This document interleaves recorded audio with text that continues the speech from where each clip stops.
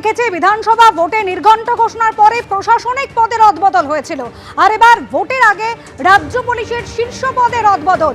পীযূষ পান্ডের জায়গায় রাজ্যের ভারপ্রাপ্ত ডিজির দায়িত্ব নিচ্ছেন সিদ্ধিনাথ গুপ্তা। আর কোন কোন পদে রদবদল হলো, আমাদের প্রতিনিধি রুমা পাল রয়েছেন আমাদের সঙ্গে। রুমা, দেখো, বলা যেতে পারে এটা নজিরবিহীন ঘটনা, কারণ ভোটের নির্ঘণ্ট ঘোষণার পরপরই দেখা গেল একদম রাতারাতি কিন্তু মুখ্য সচিব এবং স্বরাষ্ট্র সচিবকে বদল করলো এবং সরিয়ে দিল নির্বাচন কমিশন।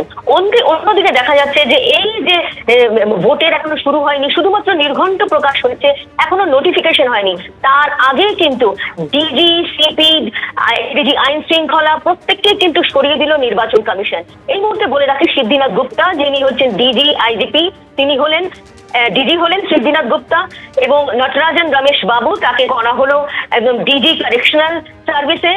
অজয় মুকুন্দ রানাডে তিনি হলেন ADG IGP law and order আইন শৃঙ্খলা। অজয় কুমার নন্দা তিনি হলেন কমিশনার অফ পুলিশ কমিশনার হলেন। অর্থাৎ বুঝতে পারছো যে নির্বাচন কমিশন এর আগে যখন ফুল বেঞ্চ এসেছিল তখন কিন্তু বলা যেতে পারে একটা বড় বার্তা দিয়ে গেছিলেন যে যত বড়ই কমিশনার হোক বা কোনো আধিকারিক হোক, তাদেরকে কিন্তু রেয়াত করা হবে না, এমনটা কিন্তু বার্তা ছিল।